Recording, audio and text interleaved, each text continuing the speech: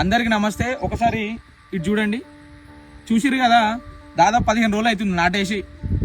ఇప్పుడు రైతు బంధు అయితే ఎస్కేప్ అంటే స్కిప్ చేసేసిర్రు. అయ్యా రైతు బంధు అడిగితే రైతులకు రుణమాఫీ చేసినాం, 2 లక్షలు రుణమాఫీ చేసినాం అని చెప్పి మాట్లాడుతారు. ఒకటి అడుగుతా నేను, ఇప్పుడు 2 లక్షలు రుణమాఫీ కావాలంటే ఎంత ఇస్తారు? బ్యాంకులో 30 నుంచి 40 వేల రూపాయలు ఇస్తారు. అంటే నీకు ఎన్ని ఎకరాలు ఉండాలి? దాదాపు ఎన్ని ఎకరాలు ఉండాలి? 5 ఎకరాలు ఉండాలి మినిమం. 5 ఎకరాలు ఉంటే నీకు 2 లక్షల రూపు వస్తుంది, అప్పుడు నువ్వు మాఫీ చేస్తావు. మరి మీరు కాంగ్రెస్ వాళ్ళు అన్నారు కదా, మొన్న ఎకరానికి 15,000 రూపాయలు ఇస్తాం రైతు బంధు అన్నారు కదా, అన్నారా లేదు? అన్నారు కదా. మరి అన్నప్పుడు 5 ఎకరాలకు ఎంత అవుతుంది సంవత్సరానికి? 75,000 రూపాయలు అవుతున్నాయా లేవా? మరి ఇచ్చిర్రా?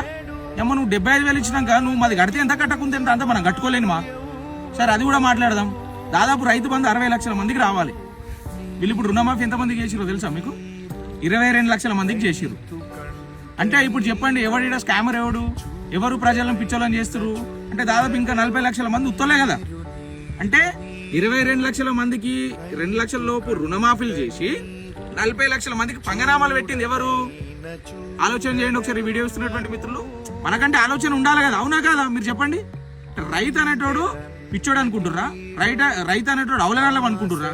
ఏమనుకుంటారు రేవంత్ రెడ్డి గారు? కాంగ్రెస్ వాళ్ళు ఒకసారి ఆన్సర్ చేయండి. అంటే ఎందుకండి ఇంత అంటే మాతో ఎందుకు ఆడుకుంటారు? అసలు రైతులతో ఆడుకోవాల్సినటువంటి మీకేంది? అసలు ఎందుకు ఆడుకుంటారు మమ్మల్ని? చెప్పండి, ఆన్సర్ చేయండి.